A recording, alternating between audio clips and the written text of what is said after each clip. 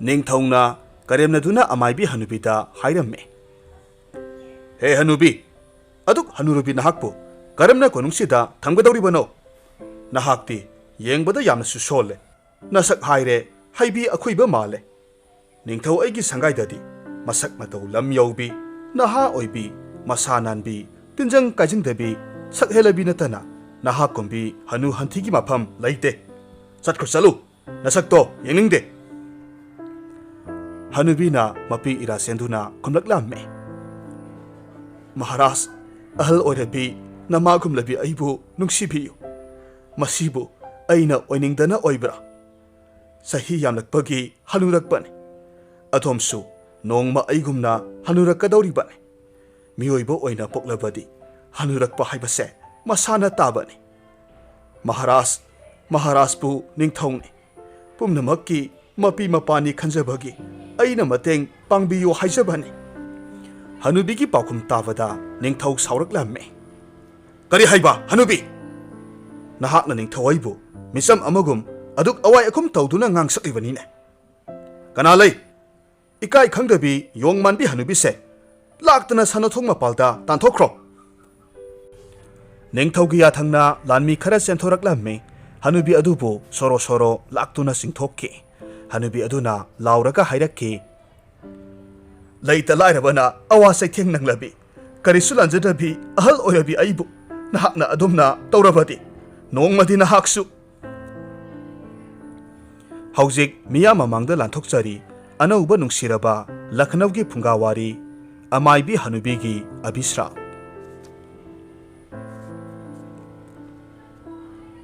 ꯁꯃꯁꯇꯤꯄꯨꯔ ꯀꯧꯕ ꯈꯨꯡꯒꯪ ꯑꯃꯗ ꯔꯥꯃꯨ ꯀꯧꯕ ꯁꯤꯡ ꯆꯟꯕ ꯅꯨꯄꯥ ꯑꯃꯒ ꯃꯍꯥꯛꯀꯤ ꯅꯨꯄꯤ ꯆꯟꯗꯥ ꯀꯧꯕꯤ ꯑꯃꯒ ꯅꯨꯡꯉꯥꯏꯅ ꯏꯪꯅ ꯆꯤꯛꯅ ꯄꯥꯜꯂꯝꯃꯤ꯫ ꯔꯥꯃꯨꯅ ꯅꯨꯃꯤꯠ ꯈꯨꯗꯤꯡ ꯑꯌꯨꯛꯇ ꯎꯃꯪꯗꯒꯤ ꯁꯤꯡ ꯌꯥꯜꯂꯨꯔꯒ ꯃꯇꯩ ꯃꯅꯥꯎ ꯆꯪꯅ ꯁꯤꯡꯕꯨꯜ ꯁꯦꯝꯗꯨꯅ ꯅꯨꯡꯊꯤꯜꯒꯤ ꯃꯇꯝꯗ ꯈꯨꯡꯒꯪꯗꯨꯒꯤ ꯀꯩꯊꯦꯜꯗ ꯌꯣꯟꯖꯔꯝꯃꯤ꯫ ꯅꯣꯡꯃꯒꯤ ꯍꯤꯡꯅꯅꯕꯒꯤ ꯂꯝꯕꯤ ꯑꯣꯏꯖꯔꯝꯃꯤ꯫ ꯏꯉꯥ ꯏꯉꯦꯟꯒꯤ ꯅꯣꯡꯖꯨ ꯄꯥꯟꯊꯥ ꯌꯧꯔꯛꯂꯕꯗ ꯅꯨꯃꯤꯠ ꯍꯨꯝꯅꯤ ꯂꯦꯞꯇꯅ ꯅꯣꯡ ꯆꯨꯔꯛꯂꯝꯃꯤ꯫ ꯃꯔꯝ ꯑꯁꯤꯅ ꯔꯥꯃꯨ ꯁꯤꯡ ꯌꯥꯟꯕ ꯆꯠꯄ ꯌꯥꯗꯕꯅ ꯊꯕꯛ ꯂꯦꯞꯂꯝꯃꯤ꯫ ꯃꯔꯤꯅꯤ ꯁꯨꯕ ꯅꯨꯃꯤꯠꯇ ꯅꯣꯡꯕꯨꯗꯤ ꯂꯦꯞꯈ꯭ꯔꯦ ꯍꯥꯏꯕꯕꯨ ꯅꯨꯃꯤꯠ ꯈꯔꯅꯤ ꯊꯕꯛ ꯂꯦꯞꯂꯨꯕꯒꯤ ꯏꯃꯨꯡꯗ ꯆꯦꯡ ꯃꯨꯠ ꯑꯃ ꯐꯥꯎꯕ ꯂꯩꯔꯝꯗꯦ꯫ ꯃꯔꯝ ꯑꯁꯤꯅ ꯆꯟꯗꯥꯅ ꯃꯄꯨꯔꯣꯏꯕꯗ ꯍꯥꯏꯔꯝꯃꯤ꯫ ꯅꯨꯄꯥ, ꯉꯁꯤꯒꯤ ꯊꯣꯡꯅꯕ ꯆꯦꯡ ꯃꯔꯨ ꯑꯃ ꯐꯥꯎꯕ ꯂꯩꯇ꯭ꯔꯦ꯫ ꯀꯝꯗꯧꯅꯤ ꯇꯧꯔꯤꯕꯁꯤꯗꯤ?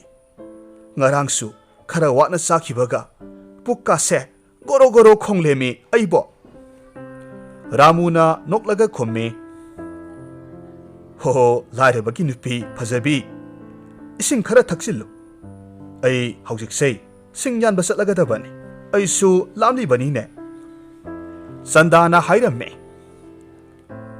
ꯀꯨꯝꯒꯤ ꯅꯣꯡꯁꯤꯁꯨ ꯐꯠꯃꯟꯗꯦꯗꯀꯣ, ꯂꯥꯏꯔꯕ ꯑꯩꯈꯣꯏꯒꯤꯁꯨ ꯈꯔ ꯃꯈꯜꯂꯨ ꯀꯩꯗꯧꯕꯒꯦ? ꯆꯥꯛ ꯂꯥꯝꯕꯁꯦ ꯑꯩꯗꯤ ꯃꯤꯠ ꯐꯥꯎꯕ ꯄꯥꯡꯅꯤꯡꯗꯦꯅꯦ꯫ ꯃꯇꯩ ꯃꯅꯥꯎꯅ ꯑꯁꯨꯝꯅ ꯆꯥꯛ ꯂꯥꯝꯕꯒꯤ ꯋꯥꯔꯤ ꯁꯥꯟꯅꯔꯤꯉꯩ ꯁꯨꯃꯥꯡꯗꯒꯤ ꯑꯍꯜ ꯑꯣꯏꯔꯕ ꯃꯤ ꯑꯃꯒꯤ ꯈꯣꯟꯖꯦꯜ ꯇꯥꯔꯛꯂꯝꯃꯤ꯫ ꯌꯨꯝꯁꯤꯕꯨ ꯀꯅꯥ ꯀꯅꯥ ꯂꯩꯕꯒꯦ? ꯑꯩꯕꯨ ꯆꯥꯛ ꯆꯔꯥ ꯑꯃꯠꯇ ꯄꯤꯖꯕꯤꯌꯨꯕ꯫ ꯅꯨꯃꯤꯠ ꯅꯤꯅꯤ ꯀꯔꯤꯃꯠꯇ ꯆꯥꯔꯛꯇꯕꯅ ꯂꯥꯝꯕꯅ ꯁꯤꯒꯗꯧꯔꯦ꯫ ꯆꯥꯛ ꯆꯔꯥ ꯑꯃꯇꯪ ꯗꯥꯟ ꯇꯧꯕꯤꯗꯨꯅ ꯄꯨꯏꯅꯒꯤ ꯃꯍꯩ ꯐꯪꯕꯤꯌꯨ꯫ ꯈꯣꯟꯖꯦꯜꯗꯨ ꯇꯥꯔꯨꯕꯗ ꯆꯟꯗꯥ ꯔꯥꯃꯨꯗ ꯍꯥꯏꯔꯝꯃꯤ꯫ ꯀꯅꯥꯅꯣ ꯑꯁꯨꯛ ꯉꯟꯅ ꯚꯤꯈ꯭ꯌꯥ ꯂꯥꯛꯂꯤꯕꯁꯤꯕꯣ? ꯂꯥꯏꯔꯈ꯭ꯔꯕ ꯏꯃꯨꯡꯁꯤꯗ ꯀꯔꯝꯕ ꯂꯥꯏꯔꯕꯅꯣ ꯊꯨꯡꯍꯟꯕꯤꯔꯤꯕ ꯑꯁꯤꯕꯣ? ꯔꯥꯃꯨꯅ ꯈꯨꯝꯃꯤ꯫ ꯍꯥꯏ, ꯇꯞꯅ ꯍꯥꯏꯌꯨꯅꯦ ꯅꯪꯕꯣ, ꯃꯤ ꯇꯥꯈꯤꯅꯤꯅꯦ꯫ ꯑꯩꯈꯣꯏ ꯆꯔꯥ ꯍꯦꯜꯂꯤ ꯍꯥꯏꯕꯁꯦ ꯃꯍꯥꯛꯅ ꯈꯪꯕ ꯅꯠꯇꯦ꯫ ꯑꯣꯍ, ꯑꯣꯟꯊꯣꯛꯅꯗꯤ ꯄꯦꯟꯈꯤꯗ꯭ꯔꯦꯗꯀꯣ꯫ ꯆꯥꯛ ꯆꯔꯥ ꯑꯃ ꯐꯥꯎꯕ ꯗꯥꯟ ꯄꯤꯕ ꯉꯝꯂꯔꯣꯏ꯫ ꯅꯪ ꯑꯃꯨꯛꯇ ꯃꯄꯥꯟꯗ ꯊꯣꯛꯂꯒ ꯀꯅꯥꯅꯣ ꯌꯦꯡꯂꯨꯆꯣ ꯅꯨꯄꯤ꯫ ꯆꯟꯗꯥ ꯃꯄꯥꯟꯗ ꯊꯣꯔꯛꯂꯝꯃꯤ ꯑꯗꯨꯒ ꯌꯦꯡꯂꯝꯃꯤ꯫ ꯃꯍꯥꯛꯅ ꯎꯔꯦ ꯌꯥꯝꯅ ꯑꯍꯜ ꯑꯣꯏꯔꯕ ꯇꯨꯔꯣꯏ ꯉꯥꯔꯣꯏ ꯂꯦꯞꯇꯨꯅ ꯃꯈꯨꯠ ꯅꯥꯝꯃꯗ ꯑꯀꯣꯞꯄ ꯇꯦꯡꯀꯣꯠ ꯑꯃ, ꯑꯇꯣꯞꯄ ꯃꯈꯨꯠ ꯑꯗꯨꯗꯅ ꯆꯩꯁꯨ ꯑꯃ ꯁꯧꯔꯒ ꯂꯦꯞꯂꯝꯃꯤ꯫ ꯕꯥꯕꯥ, ꯌꯥꯝꯅ ꯋꯥꯅ ꯎꯔꯦ, ꯏꯃꯨꯡꯗ ꯂꯦꯡꯁꯤꯟꯕꯤꯔꯛꯎ, ꯉꯥꯏꯍꯥꯛꯇꯁꯨ ꯄꯣꯊꯥꯕꯤꯈꯣ꯫ ꯑꯍꯜꯗꯨꯅ ꯈꯨꯝꯃꯤ꯫ ꯅꯨꯡꯁꯤꯈ꯭ꯔꯦꯗ ꯏꯆꯥꯒꯤ ꯋꯥꯇꯥꯁꯦ꯫ ꯑꯗꯨꯕꯨ ꯑꯩꯕꯨ ꯆꯥꯛ ꯆꯔꯥ ꯑꯃꯇꯪꯗꯤ ꯄꯤꯖꯕꯤꯌꯨꯀꯣ꯫ ꯃꯈꯣꯏ ꯑꯅꯤ ꯏꯃꯨꯡꯗ ꯆꯪꯂꯛꯂꯝꯃꯤ꯫ ꯑꯍꯜꯗꯨꯕꯨ ꯃꯐꯝ ꯆꯥꯅ ꯐꯝꯍꯜꯂꯒ ꯆꯟꯗꯥꯅ ꯍꯥꯏꯔꯝꯃꯤ꯫ Baba, ayingba isingse masi oina thakpiyu. Aram khaurangba soidanamak kokani. Ahalduna hairame. Ibema, aidi ising pamdre. Numit nini supna ising thaklaga lelakpani. Aibu sak sara amatadi pizabiyune. Ahaldugi wataraga Ramu amasung Sanda munna yengnarame. Makoy ani saksangda sanglaga wari sanarame. Nupi, karino, aikoina ahal sida pijagadori basibo. Mahakti, aikoida asa thamduna ngaiduna laikre. Nupa, aidi sibu sizaning leda. Asuk yamna lamna lakpa ahal se urubada. Ai wakhalga thoktre. Adubu nupi, pijadabadi yaro. Natraga, thangnabagi itaima kamala khoida. Karigumba khara pubara nibara taurugero. Hoi, ai yenglurage. Maning thong phawraga chatlage. Sandana kamala khoida laklaga hairame. Ise, nanause, ngasidi natai ama sadre. Karigumba kita nizage. Yumda kanagumba atithi ama lakhauri. Karigumba khara pijakhidabadi yamna ningam hautaba tare. Mahaki wahai taraga minungsi haitabi kamalana hairame. Ho ibema puksel saubi naral leitana arebi saranu. Aikhoisu nangonda piningai leite. Yumthang nadobaga talene he. Ngaihak leraga thum chara. Ngaihak leraga morok leite. Natte nakhoibu namaida saun tot pro. Nigani takhangi. Singdokpagi wafamdi leitene. Sanda ikaina hairame. Ise aikhoi nahaki laman yamna toli. Aikhoi kaujade. Nanaw nupana mi khitang thoktabasida tawbani. Nongmadi aikhoi isedagi pukhiba selsingdo soidana mak singjage. Kamala karemnaraduna noklaga khomlaklami. Ho singlarani he. Suningdaba nakhoi anina kari tawraga singdori bano. Nasil ama pali haidana pangai hainu. Sanda kamalagi wahai khuding ikaiba nangle adubu mahakna yengtharakpa matamda masagi khujengda siriba sandigi khuji jura adu uraklamme. Mahak panthaba tawdana lauthoklamme kamalada piramme. Ise nanawgi khuji se loksinbiyu. Sandi asengbana sabani. Masigi mahutta karigumba saba yaba khajiktangdi pinabiyune. Khujidu ubada kamalagi maithong nganthoraklammi. Yamna thuna imungda sangkhre sak thanna yauraba pukham amaga. Insang mathel kharaga puthoraklammi.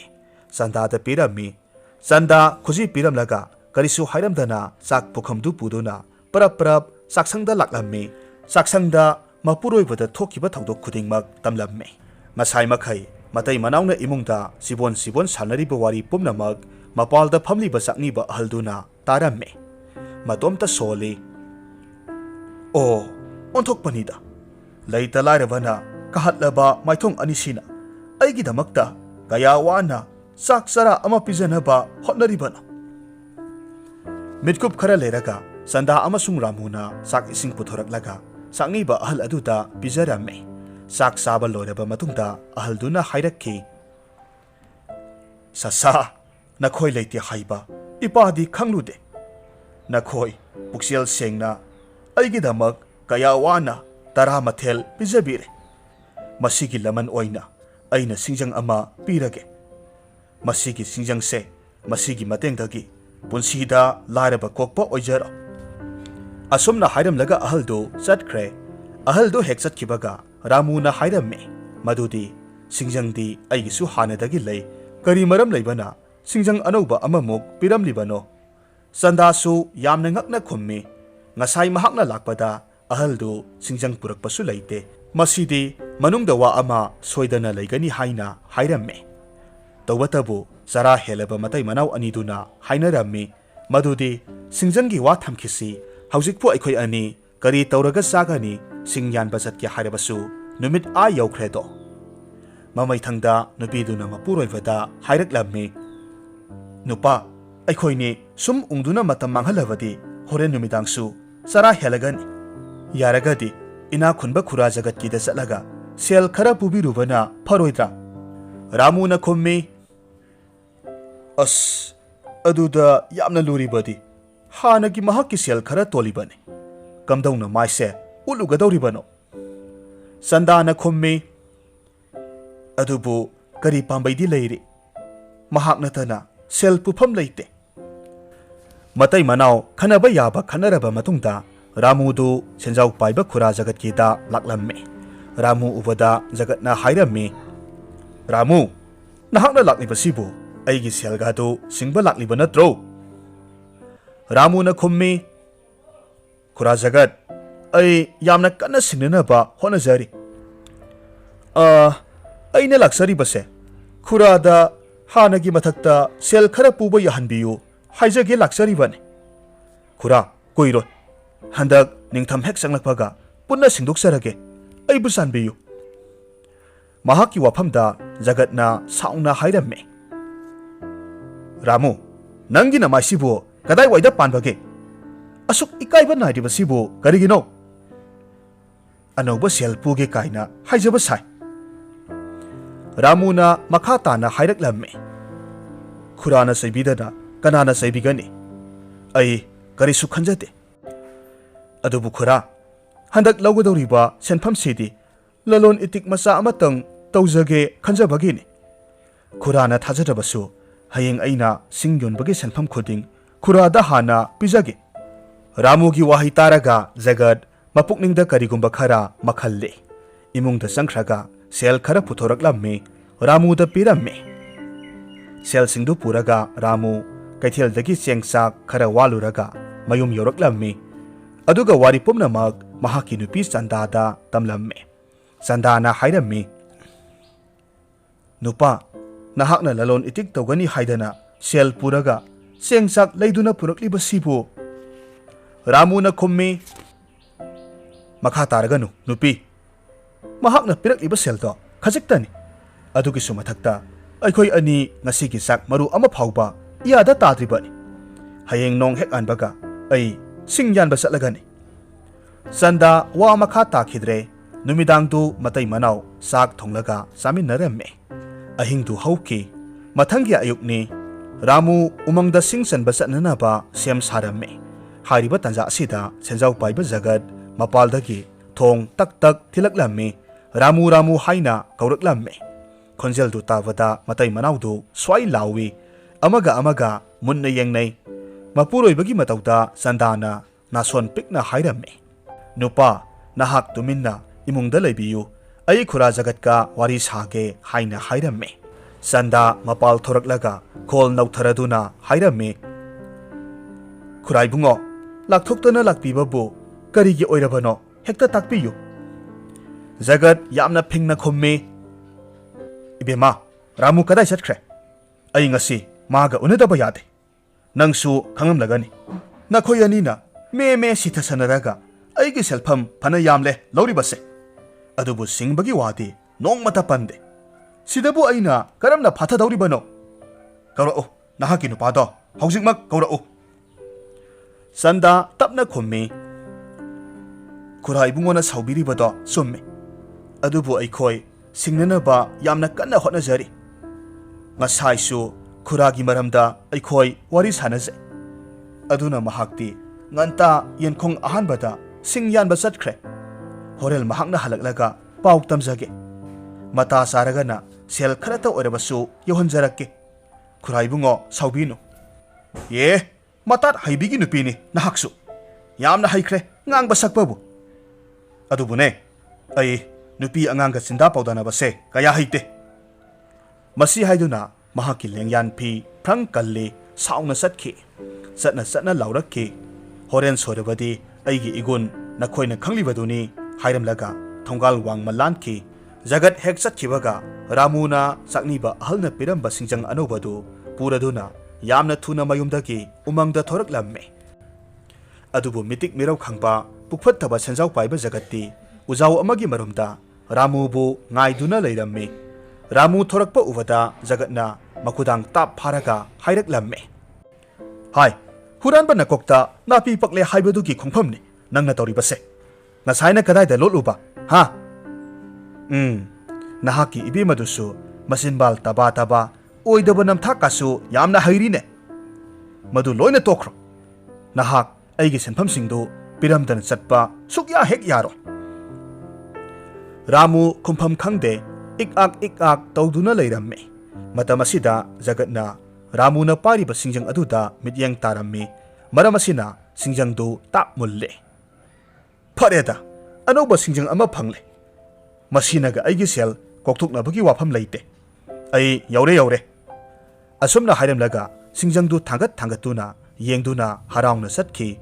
Ramuna phanakanna haijai Khurai ibungo singjang adu tangti lobikiganu madu asamba singjang natte kanagumba ahal amagi khudolni Khurana pamlabasu atopa singjang ama pijage mahakna phanakanna laujai adubu jagatti manakongda hapte adumak munduna satki jagat hek satkibaga Ramu thamoi sokna pi sintharaklamme mahak ningsinglakhi sakniba ahalduna hairamba wafamdu isasa nakhoi leite haiba ipadi khanglude nakhoi anina puksel sengna aigidamak kayada wana taramathel pijabire masigi laman oina aina singjang ama pirage masigi singjang asigi matengdagi punsida lairaba kokpo oijaro hairiba wafamdu ningsinglaklamme Ramu tawpham khanglamde masa matomta turelda jongthaduna mahaki punsi loisinjarage haina khalakke maramasina turel tamna laklamme mahak mapi tana soli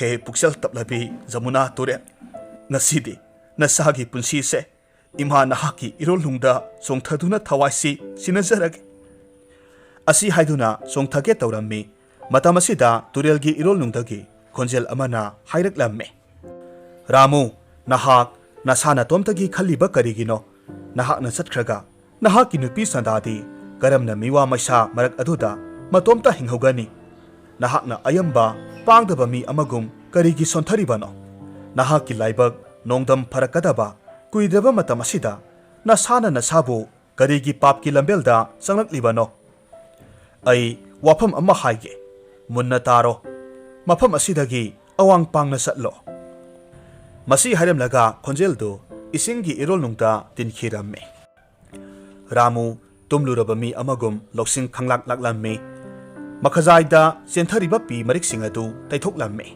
kunthaduna isingi imaida mamai tathoklamme masigi matungda awang pangna laklamme mahakna leptana lakpana anauba umang amada thunglaramme umangi mayai maktada asauba singbul ama taduna leiba uramme mahak ahanbadadi yamna harauраmme ngasidi singyanrabasu singu ibungona sanbire haiduna singbuldu thangatke honaramme mahakna singbuldu marengbanda hek thangat bagadi singbuldu ki makhada seljek yauba sengau ama thengnaramme mahak ngakpana kham thenglamme matomta sole masigi singbul amadi sengau asidi kanagumba amana thamlamba oiba tai masibu aina purabadi mahaksu aigum mathoi wagani to adubu mafam asidadi kanasu leiba udene phare aina mahakpu thiba oina polam singsi pubirage aduga masada sinabiba haibaduni masi khanduna singbul amasung sengaudu puduna laklamme khara satlagadi achauba khongrang amagi makhada phamduna leiba lainingba ahal ama thengnaramme mahak sangsillaga hanglamme he laigi masak oiraba ipa ibungo nasana khurumjari aina hangjaningbadi aina hojik lakpada mapu khangdaba sel mayom amaga singbul asiga thengnajare polam singasi ipagi oigadra takpiyu lainingba ahalna khomme isa ibungo madu nahakpo aina asumbagi sanging ama tawbani isana mai pakle polam khudingmak nahaki oijaro aduga awang pangna satlo nahaki thabak loidre Ramu ahaldu khurumlamlaga awang pangna laklamme khara satlaga mi tadaba umangamada taru tananba phachakhraba khangpoksang amakhak thengnaramme mahak sangna satpagi masa soktharakthuna aram khaurangbana mahak khangpoksang aduda mateng nijaki haiduna thong hangduna sangsilakhi adubu imungduda yamna angakpa ama uramme mahakna ngaksanari wang sauna phajakhraba nupa amana phamungda tumduna lairibi masak matau ningthirabi nupi amabu haudoknaba hotnaba uramme matamasida wang sauraba nupa aduna hairaklamme nahak kanano asuk kuiba matamasida kanagumba mi amata ꯑꯩꯒꯤ ꯈꯪꯄꯣꯛꯁꯪ ꯑꯁꯤꯗ ꯂꯥꯛꯄ ꯎꯗꯦ ꯀꯔꯤ ꯍꯥꯏꯅꯤꯡꯕ ꯂꯩꯕꯒꯦ ꯔꯥꯃꯨꯗꯤ ꯏꯆꯝ ꯆꯝꯕ ꯃꯤꯅꯤ ꯃꯔꯝ ꯑꯁꯤꯅ ꯃꯍꯥꯛ ꯃꯁꯥꯒꯤ ꯃꯔꯝꯗ ꯂꯣꯏꯅ ꯍꯥꯏꯗꯣꯛꯂꯝꯃꯤ ꯃꯍꯥꯛꯅ ꯀꯝꯗꯧꯅ ꯃꯐꯝ ꯑꯁꯤꯗ ꯌꯧꯔꯛꯄꯅꯣ ꯍꯥꯏꯕꯗꯨꯁꯨ ꯂꯣꯏꯅ ꯇꯝꯂꯝꯃꯤ ꯃꯍꯥꯛꯀꯤ ꯋꯥꯍꯩ ꯇꯥꯔꯒ ꯋꯥꯡ ꯆꯥꯎꯔꯕ ꯅꯨꯄꯥ ꯑꯗꯨ ꯃꯥꯏꯊꯣꯡ ꯉꯥꯟꯊꯣꯔꯛꯂꯝꯃꯤ ꯑꯗꯨꯒ ꯍꯥꯏꯔꯛꯈꯤ ꯔꯥꯃꯨ ꯑꯩꯁꯤ ꯁꯃꯁꯇꯤꯄꯨꯔ ꯂꯝꯗꯝ ꯑꯁꯤꯒꯤ ꯅꯤꯡꯊꯧꯅꯤ ꯑꯗꯨꯒ ꯐꯃꯨꯡꯗ ꯌꯥꯇꯥꯔꯤꯕ ꯅꯨꯄꯤ ꯑꯁꯤꯅ ꯑꯩꯒꯤ ꯃꯍꯥꯔꯥꯅꯤꯅꯤ ꯔꯥꯃꯨꯅ ꯅꯤꯡꯊꯧꯕꯨ ꯈꯨ ꯂꯩꯇꯥꯅ ꯈꯨꯔꯨꯝꯂꯝꯃꯤ ꯑꯗꯨꯒ ꯍꯥꯏꯔꯝꯃꯤ ꯃꯍꯥꯔꯥꯖ ꯑꯗꯣꯝꯗꯤ ꯅꯤꯡꯊꯧꯅꯤ ꯃꯇꯧ ꯀꯔꯝꯅ ꯈꯪꯄꯣꯛꯁꯪ ꯑꯁꯤꯗ ꯃꯤꯆꯝ ꯑꯃꯒꯨꯝꯅ ꯂꯩꯔꯝꯂꯤꯕꯅꯣ ꯅꯤꯡꯊꯧꯅ ꯁꯣꯔ ꯁꯥꯡꯅ ꯍꯣꯟꯗꯣꯛꯂꯒ ꯍꯥꯏꯔꯛꯂꯝꯃꯤ ꯔꯥꯃꯨ ꯃꯁꯤ ꯑꯩꯅ ꯇꯧꯖꯕ ꯊꯕꯛꯀꯤ ꯃꯍꯩꯅꯤ ꯋꯥꯔꯤꯗꯣ ꯑꯩ ꯂꯤꯒꯦ ꯇꯥꯔꯣ ꯑꯩꯅ ꯅꯤꯡꯊꯧ ꯑꯣꯏꯗꯨꯅ ꯂꯩꯔꯤꯉꯩꯗ ꯂꯩꯕꯥꯛꯀꯤ ꯁꯛꯅꯥꯏꯔꯕꯤ ꯑꯃꯥꯏꯕꯤ ꯑꯃꯕꯨ ꯑꯩ ꯏꯁꯥꯅ ꯇꯥꯊꯤ ꯇꯥꯑꯣꯏꯅ ꯇꯧꯕꯤꯈꯤ ꯐꯨꯕꯤꯈꯤ ꯃꯍꯥꯔꯥꯖ ꯃꯗꯨꯒꯤ ꯃꯈꯥꯗꯤ ꯅꯨꯃꯤꯠ ꯑꯗꯣ ꯑꯃꯥꯏꯕꯤ ꯑꯍꯜꯗꯨ ꯂꯥꯛꯂꯒ ꯑꯩꯉꯣꯟꯗ ꯍꯥꯏꯔꯤ ꯃꯍꯥꯔꯥꯖ ꯑꯗꯣꯝꯗꯤ ꯄꯨꯝꯅꯃꯛꯀꯤ ꯃꯄꯤ ꯃꯄꯥꯅꯤ ꯑꯩꯅ ꯅꯍꯥ ꯑꯣꯏꯔꯤꯉꯩꯗ ꯃꯤꯌꯥꯝꯒꯤ ꯍꯤꯗꯥꯛ ꯂꯥꯡꯊꯛ ꯀꯌꯥ ꯁꯦꯝꯗꯨꯅ ꯑꯋꯥꯕ ꯇꯥꯔꯕ ꯄꯨꯟꯁꯤ ꯀꯌꯥꯕꯨ ꯀꯟꯈꯤ ꯍꯧꯖꯤꯛꯇꯤ ꯑꯩꯍꯥꯛ ꯑꯍꯜ ꯑꯣꯏꯔꯦ ꯄꯥꯡꯒꯜ ꯁꯣꯜꯂꯦ ꯃꯔꯝ ꯑꯁꯤꯅ ꯏꯅꯤꯡꯊꯧꯅ ꯀꯣꯅꯨꯡ ꯑꯁꯤꯗ ꯑꯩꯅ ꯇꯧꯕ ꯌꯥꯕ ꯊꯕꯛ ꯃꯆꯥ ꯑꯃꯇꯪ ꯄꯤꯅꯕꯤꯌꯨ ꯋꯥꯏꯁꯤꯠ ꯋꯥꯏꯔꯝ ꯁꯦꯡꯕ ꯑꯣꯏꯔꯕꯁꯨ ꯀꯥꯏꯗꯦ ꯁꯪꯁꯥꯔꯁꯤꯗ ꯑꯩꯒꯤꯅꯤ ꯍꯥꯏꯕꯗ ꯏꯆꯥ ꯑꯃ ꯏꯁꯨ ꯑꯃ ꯂꯩꯖꯗ꯭ꯔꯦ ꯅꯥꯏꯇꯣꯝ ꯍꯤꯡꯖꯕꯗ ꯋꯥꯔꯦ ꯃꯔꯝ ꯑꯁꯤꯅ ꯏꯅꯤꯡꯊꯧꯅ ꯅꯅꯥꯏꯕꯨ ꯆꯥꯟꯕꯤꯌꯨ ꯍꯥꯏꯅ ꯍꯥꯏꯔꯝꯃꯤ ꯃꯇꯝ ꯑꯗꯨꯗ ꯃꯍꯥꯛꯀꯤ ꯍꯥꯏꯖꯕ ꯇꯥꯕꯤꯗꯅ ꯑꯩꯅ ꯅꯨꯡꯁꯤ ꯍꯩꯇꯅ ꯑꯃꯥꯏꯕꯤ ꯑꯍꯜꯗꯨꯕꯨ ꯏꯀꯥꯏꯕ ꯄꯤꯕꯤꯈꯤ ꯇꯥꯊꯤ ꯇꯥꯑꯣꯏ ꯇꯧꯗꯨꯅ ꯐꯨꯗꯨꯅ ꯇꯥꯟꯊꯣꯛꯄꯤꯈꯤ ꯃꯍꯥꯛꯅ ꯑꯩꯕꯨ ꯅꯤꯡꯉꯝꯗꯅ ꯑꯕꯤꯁ꯭ꯔꯥꯞ ꯇꯧꯔꯝꯈꯤ ꯑꯩꯍꯥꯛꯄꯨ ꯃꯍꯥꯛꯀꯤ ꯃꯈꯣꯡ ꯄꯥꯏꯔꯒ ꯍꯥꯏꯍꯟꯒꯅꯤ ꯍꯥꯏꯅ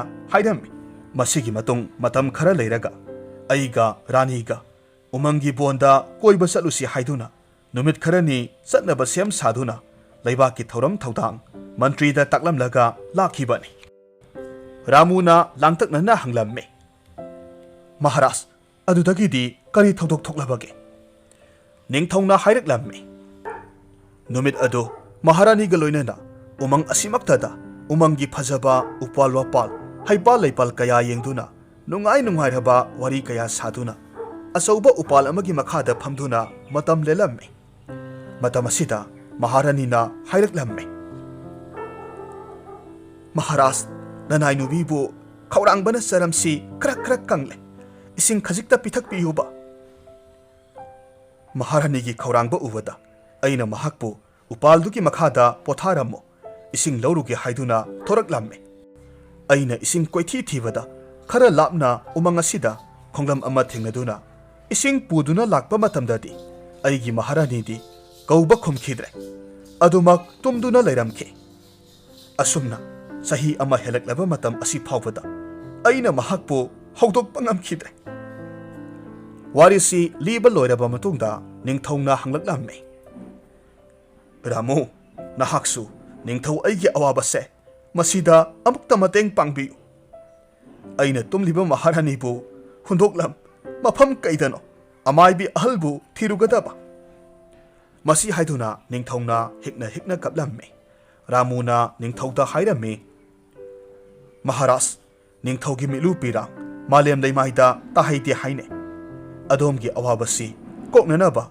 ꯑꯩꯅ ꯊꯦꯡꯅꯖꯔꯛꯄ ꯂꯥꯏꯅꯤꯡꯕ ꯃꯍꯥꯃꯨꯅꯤꯒꯤ ꯃꯅꯥꯛꯇ ꯆꯠꯂꯁꯤ ꯊꯤꯟꯊꯔꯒꯨꯝꯁꯤ ꯏꯅꯤꯡꯊꯧ ꯑꯁꯨꯝꯅ ꯅꯤꯡꯊꯧ ꯑꯃꯁꯨꯡ ꯔꯥꯃꯨ ꯎꯃꯪꯗ ꯂꯩꯍꯧꯕ ꯃꯨꯅꯤꯒꯤ ꯃꯅꯥꯛꯇ ꯂꯥꯛꯂꯝꯃꯤ ꯅꯤꯡꯊꯧꯅ ꯃꯨꯅꯤꯕꯨ ꯈꯨꯔꯨꯝꯗꯨꯅ ꯃꯍꯥꯛꯅ ꯇꯧꯈꯤꯕ ꯄꯥꯞ ꯑꯗꯨꯅ ꯃꯍꯥꯔꯥꯅꯤꯒꯤ ꯑꯋꯥꯕꯁꯤ ꯑꯃꯨꯛꯇꯪ ꯀꯣꯛꯅꯅꯕ ꯄꯥꯝꯕꯩ ꯇꯥꯛꯄꯤꯌꯨ ꯍꯥꯏꯖꯔꯝꯃꯤ ꯅꯤꯡꯊꯧꯒꯤ ꯃꯇꯧ ꯎꯔꯒ ꯃꯨꯅꯤꯅ ꯍꯥꯏꯔꯛꯈꯤ ꯃꯍꯥꯔꯥꯖ ꯃꯐꯝ ꯑꯁꯤꯗꯒꯤ ꯃꯅꯤꯡꯂꯣꯝꯗ ꯄꯔꯤ ꯑꯃꯒꯤ ꯄꯥꯟꯗꯝ ꯆꯠꯂꯒ ꯂꯥꯏꯑꯣꯏꯔꯕ ꯑꯆꯧꯕ ꯆꯟꯗꯟ ꯄꯥꯝꯕꯤ ꯑꯃꯈꯛ ꯍꯧꯕꯅꯤ ꯍꯥꯏꯔꯤꯕ ꯄꯥꯝꯕꯤ ꯑꯗꯨꯗ ꯊꯃꯣꯏ ꯌꯥꯝꯅ ꯁꯦꯡꯕ ꯃꯤꯑꯣꯏ ꯑꯃꯅ ꯆꯟꯗꯟ ꯃꯅꯥ 3 ꯅꯤꯖꯧ ꯃꯗꯨꯒꯤ ꯃꯅꯥꯗꯨ ꯑꯃꯥꯏꯕꯤ ꯑꯍꯜꯗ ꯍꯤꯗꯥꯛ ꯁꯦꯝꯍꯜꯂꯒ ꯃꯍꯥꯔꯥꯅꯤꯒꯤ ꯃꯃꯥꯏꯗ ꯇꯩꯔꯕꯗꯤ ꯃꯍꯥꯛꯀꯤ ꯑꯋꯥꯕ ꯁꯣꯏꯗꯅꯃꯛ ꯀꯣꯛꯀꯅꯤ ꯑꯗꯨꯕꯨꯅꯦ ꯅꯍꯥꯛꯀꯤ ꯂꯥꯏꯕꯛ ꯐꯕꯅ ꯔꯥꯃꯨꯁꯨ ꯌꯥꯎꯔꯤꯗꯣ ꯔꯥꯃꯨꯒꯨꯝ ꯄꯨꯛꯆꯦꯜ ꯁꯦꯡꯕ ꯑꯅꯤꯁꯨꯅ ꯑꯩꯅ ꯉꯁꯤ ꯐꯥꯎꯕ ꯊꯦꯡꯅꯗ꯭ꯔꯤ ꯆꯠꯂꯣ ꯊꯤꯟꯊꯔꯒꯅꯨ Ramu amasung ningthau munina haibagi matong inna hariba sandan pambi adugi manakta laklamme. Aduga Ramuna kurumduna hairamme. He juk kayabu sagonaduna hauriba layoiraba sandan nahaki nungsi thaujalna laibak ningthaugi awaba koknanaba una ahumdang nanaida pinabiyu hairabada sandan pambi adudagi una ahum khag Ramugi tampakta taraklamme. Una ahumdu puduna Mahamunigi mateng lauduna amaibi hanubigi yumda ningthau amasung Ramu thunglamme. Ningthauna amaibi ahalbu kurumduna haijaramme. He palem saknabi ima sakpi amaibi aina nahaki asengba thamoibu khangdana ningthau oibagi napal henman khibana imabu miraituna tathi tawoi tawkibadugi chaitheng phanglaredo. He ima ningthau aibu nasamakni khanna namong maharanigi punsibu amukta kanbiyune. Amaibi ahalna nungsina khumlamme. Maharaj karisu leitrabi lairabi aibu ima haina nungsina kobibasi masi tabada ai muk laibak phabi malemda lairamlar ai pele Maharaj laklo salasi maharani gi thawai kallurasi nakhoina purakle hairiba Mahamuni ki sandan manadu aingonda pinabiro. Asumna amaibi hanubina mitkupta sandan manasing takhairaga asengba isinga yanaduna hidak oina semlamme. Aduga tumduna lairibi Maharani gi mamaida taiba matamda Maharani tu khudakta mitkap thoraklamme. Maharaj aikhoina lairibasibu kadaidano haina ingak ngaklamme. Mathoi wazaraba ningthongna thokiba thodok pumnamak Maharani da tamlamme. Mitkup asida Maharani na hairakki. Masi pumnamakse aigi asoibani. Maharani gi wa tabada makhoi ahummak ngakna yengnai. Matam asida Maharani na hairame. Maharaj numit adu aigi ikhau langba koknanaba Maharaj na ising loba satkringaida angakpa thodok ama thoklamme. Ningthongna yamna langtaknana karamba thodokno hanglamme. Maharani na makha taraklamme. Aina pothaduna lairiba upaldugi mathakta umangi tenawa ama masa singaloinana makon saduna lairamme. Aibu ubamaktada tenawana paitharaklaga Maharani nahak mafam asida kanabu ngairibano hanglamme. Ainasu iningthongna ising purakpa ngaibani khumki. Matam asida tenawana amuk hairaki. Maharani ibema aisi numit nini sure sara helakliba. Aina karigino hanglubada mahakna hairamme. Aina lairiba ikol asida kunu kharang ama hek laklaga isa singasi sananaba hotne. Ai lairabadi mahak lakte. Aina satkhrabadi isa singloina mahakna sakragani. Madugi akibaduna ai sinjak thiba chathokpa ngamdre hairamme. Magi wafam tabada aina su haiki. Adugi oirabadi ai sangbiramge nahak lakpa phauba ngairamge. Asumna tenawana ingonda thajana masa singpu sinaramki. Adubu aidi khanghudana tumningba phauраktuna adum tumthakre. Aina tumlingaida khunu kharang laklaga tenawa masa singdo loina sathok piramle. Tenawa duna masinjak puduna halakpa matamda masa sing kainabagi mairina law khungduna tengthaki amasung aibu abishrap tawramme. He sinthibi rani nahak tumba yamna pamlabanina na punsi chupa hawatpa ngamdana tumba oyu hairamme. Mitkup adudagi ai kari tawkhrabano ningsingba thoktre. Masigi matungda ningthongna Maharani da Ramu amasung amaibi ahalbu sak taklamme. Makhoigi laman kaukphade haina phongdoklamme. Awaba thodok kaya loisinkraba matungda ningthau amasung Maharani na amaibi ahalbu konunggi amaibi loisangda mafam hapiramme. Amasung Ramu busu sana lupa lanthum kaya piramme. Ningthongna Ramu bu konungda lainanaba ayaba pirabasu Ramu di mahai masing haitaba amadi khungangi isam samjaba miyoi ama oibana sanafam lairoi haibasi masana khangi. Maramasina mahaki khungangda adumak leijage haina ningthauda hairamme. Masigi matungda Ramu lanthum kaya phangleduna mayom yoraklamme.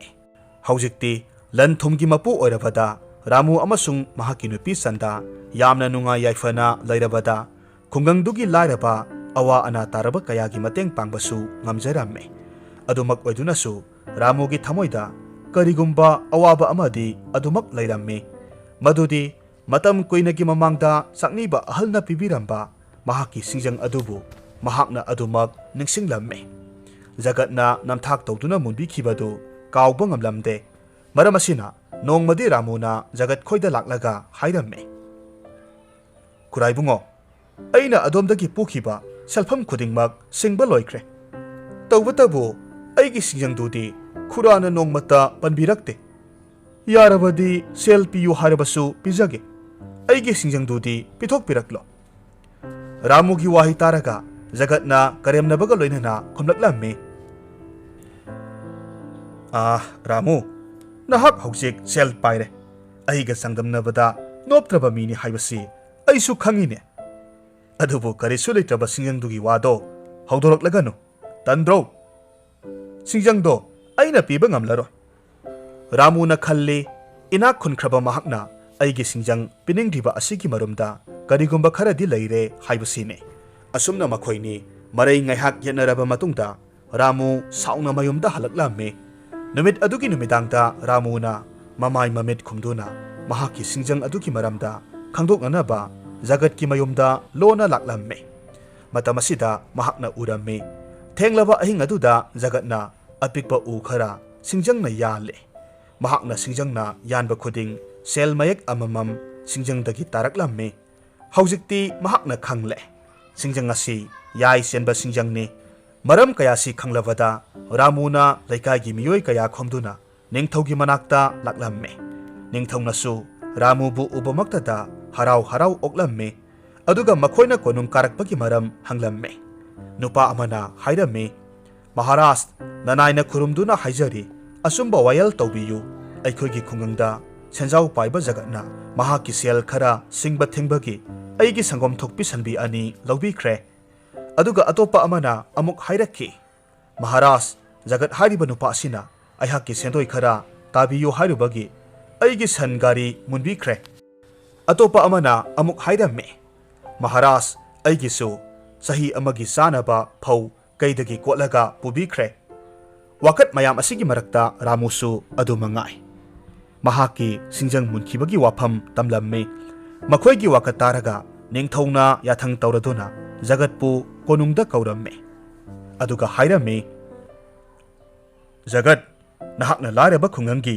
ꯃꯤꯑꯣꯏ ꯀꯌꯥꯗꯒꯤ ꯄꯣꯠ ꯆꯩ ꯅꯝꯗꯨꯅ ꯂꯧꯕꯤꯔꯦ ꯍꯥꯏꯔꯤꯕꯁꯤ ꯑꯆꯨꯝꯕ꯭ꯔꯥ ꯖꯒꯠ ꯀꯔꯤꯁꯨ ꯅꯥꯁꯨꯡꯗꯅ ꯈꯨꯝꯂꯝꯃꯤ ꯃꯍꯥꯔꯥꯖ ꯃꯁꯤꯗꯤ ꯃꯈꯣꯏꯒ ꯑꯩꯒ ꯌꯥꯅꯈꯤꯕ ꯋꯥꯐꯝꯗꯨ ꯃꯈꯣꯏꯅ ꯉꯥꯛꯅ ꯆꯠꯇꯕꯒꯤ ꯑꯩꯒꯤ ꯂꯧꯐꯝ ꯊꯣꯛꯄꯗꯨ ꯂꯧꯖꯕꯅꯤ ꯃꯍꯥꯛꯀꯤ ꯋꯥꯐꯝ ꯇꯥꯔꯒ ꯅꯤꯡꯊꯧꯅ ꯍꯥꯏꯔꯝꯃꯤ ꯐꯔꯦ ꯃꯗꯨꯅ ꯅꯍꯥꯛꯀꯤ ꯋꯥꯅꯤ ꯑꯗꯨꯒ ꯔꯥꯃꯨꯅ ꯁꯦꯜ ꯄꯤꯖꯔꯒꯦ ꯃꯍꯥꯛꯀꯤ ꯁꯤꯡꯖꯪ ꯄꯤꯌꯨ ꯍꯥꯏꯕꯗ ꯅꯍꯥꯛꯅ ꯌꯥꯗꯕꯒꯤ ꯃꯔꯝꯗꯨ ꯍꯥꯏꯌꯨ ꯁꯤꯡꯖꯪ ꯄꯜꯂꯛꯄꯗ ꯖꯒꯠ ꯈꯣꯏꯁꯥꯎꯅꯔꯝꯃꯤ ꯑꯗꯨꯒ ꯍꯥꯏꯔꯛꯂꯝꯃꯤ ꯃꯍꯥꯔꯥꯖ ꯔꯥꯃꯨꯁꯤ ꯑꯣꯏꯗ ꯄꯥꯗꯕ ꯃꯆꯤꯟ ꯊꯤꯕ ꯃꯤꯅꯤ ꯃꯍꯥꯛꯀꯤ ꯁꯤꯡꯖꯪ ꯑꯩꯅ ꯂꯧꯈꯤꯕ ꯂꯩꯇꯦ ꯃꯍꯥꯛꯅ ꯑꯩꯕꯨ ꯀꯂꯛꯇꯨꯅ ꯈꯨꯡꯒꯪꯒꯤ ꯃꯤꯑꯣꯏ ꯀꯌా ꯈꯣꯝꯗꯨꯅ ꯑꯩꯕꯨ ꯂꯩꯕꯥꯛ ꯃꯃꯥꯡꯗ ꯌꯣꯟꯅꯕ ꯍꯣꯠꯅꯕꯅꯤ ꯃꯍꯥꯛꯀꯤ ꯋꯥꯐꯝ ꯇꯥꯕꯗ ꯅꯤꯡꯊꯧꯅ ꯍꯥꯏꯔꯝꯃꯤ ꯖꯒꯠ ꯔꯥꯃꯨꯒꯤ ꯄꯨꯛꯆꯦꯜ ꯁꯦꯡꯕ ꯑꯆꯨꯝꯕ ꯆꯠꯄ ꯃꯇꯧꯁꯦ ꯑꯩꯅ ꯍꯥꯟꯅꯗꯒꯤ ꯈꯪꯉꯤ ꯃꯍꯥꯛꯇꯤ ꯃꯤꯅꯝ ꯁꯣꯔꯤ ꯍꯩꯇꯕ ꯂꯥꯏꯃꯛꯅ ꯆꯥꯟꯕꯤꯕ ꯃꯤꯁꯛꯅꯤ ꯂꯥꯏꯒꯨꯝꯂꯕ ꯃꯤꯑꯣꯏ ꯑꯃꯕꯨ ꯅꯍꯥꯛꯅ ꯅꯝꯊꯗꯨꯅ ꯅꯤꯡꯊꯧ ꯑꯩꯒꯤ ꯏꯃꯥꯡꯗ ꯍꯥꯏꯔꯕꯅꯤꯅ ꯅꯍꯥꯛ ꯁꯤꯕꯒꯤ ꯆꯩꯔꯥꯛ ꯐꯪꯕ ꯇꯥꯔꯦꯗꯅ ꯅꯤꯡꯊꯧꯒꯤ ꯑꯀꯟꯕ ꯋꯥꯍꯩ ꯇꯥꯕꯗ ꯖꯒꯠ ꯂꯩꯃꯥꯏꯗ ꯐꯝꯊꯈ꯭ꯔꯦ ꯑꯗꯨꯒ ꯀꯞꯂꯗꯨꯅ ꯍꯥꯏꯔꯛꯂꯝꯃꯤ ꯃꯍꯥꯔꯥꯖ ꯑꯩꯍꯥꯛ ꯂꯟ ꯊꯨꯝꯒꯤ ꯃꯤꯍꯧꯕꯅ ꯃꯤꯑꯣꯏ ꯀꯌꯥꯒꯤ ꯂꯟ ꯊꯨꯝ ꯃꯨꯟꯈꯤꯕ ꯃꯤꯑꯣꯏꯅꯤ ꯃꯁꯤ ꯄꯨꯝꯕ ꯄꯨꯟꯁꯤꯒꯤ ꯑꯃꯨꯛ ꯍꯟꯅ ꯇꯧꯖꯈ꯭ꯔꯔꯣꯏ ꯑꯩꯅ ꯂꯧꯁꯤꯜꯂꯨꯕ ꯄꯨꯝꯅꯃꯛꯁꯨ ꯍꯟꯗꯣꯛꯆꯔꯒꯦ ꯑꯩꯒꯤ ꯊꯋꯥꯏꯇꯪꯗꯤ ꯀꯟꯕꯤꯌꯨ ꯍꯥꯏꯅ ꯍꯥꯏꯔꯝꯃꯤ ꯑꯁꯨꯝꯅ ꯖꯒꯠꯅ ꯍꯥꯏꯖꯔꯕ ꯑꯁꯤꯗ ꯈꯨꯡꯒꯪꯒꯤ ꯃꯤꯑꯣꯏ ꯀꯌꯥꯅꯁꯨ ꯖꯒꯠꯄꯨ ꯉꯥꯛꯄꯤꯅꯕ ꯅꯤꯡꯊꯧꯗ ꯍꯥꯏꯖꯔꯝꯃꯤ ꯑꯁꯨꯝ ꯇꯧꯅ ꯖꯒꯠ ꯃꯁꯥꯃꯛ ꯑꯃꯨꯛ ꯍꯟꯅ ꯐꯠꯇꯕ ꯊꯕꯛ ꯇꯧꯔꯔꯣꯏ ꯂꯩꯇ ꯂꯥꯏꯔ ꯑꯋꯥ ꯑꯅꯥ ꯇꯥꯔꯕꯁꯤꯡꯒꯤ ꯃꯇꯦꯡ ꯄꯥꯡꯗꯨꯅ ꯄꯨꯟꯁꯤ ꯂꯦꯜꯂꯒꯅꯤ ꯋꯥꯁꯛꯂꯝꯃꯤ ꯃꯇꯧ ꯑꯁꯨꯝꯅ ꯅꯤꯡꯊꯧꯒꯤ ꯑꯆꯨꯝꯕ ꯋꯥꯌꯦꯜ ꯑꯃꯗꯤ ꯔꯥꯃꯨꯒꯤ ꯊꯃꯣꯏ ꯁꯦꯡꯕ ꯀꯌꯥꯕꯨ ꯂꯩꯕꯥꯛ ꯃꯤꯌꯥꯝꯅ ꯁꯣꯟꯅꯗꯨꯅ ꯅꯨꯡꯉꯥꯏ ꯌꯥꯏꯐꯅ ꯄꯥꯟꯈꯤꯔꯝꯃꯤ ꯋꯥꯔꯤꯁꯤ ꯅꯨꯡꯉꯥꯏꯕꯤꯔꯒꯗꯤ ꯂꯥꯏꯛ ꯇꯧꯕꯤꯔꯝꯃꯨ ꯀꯃꯦꯟ ꯇꯧꯕꯤꯔꯝꯃꯨ ꯑꯃꯗꯤ ꯆꯦꯅꯦꯜ ꯑꯁꯤꯗ ꯅꯧꯅ ꯆꯪꯕꯤꯔꯛꯄ ꯑꯣꯏꯔꯒꯗꯤ ꯁꯕꯁꯀ꯭ꯔꯥꯏꯕ ꯇꯧꯕꯤꯔꯝꯃꯨ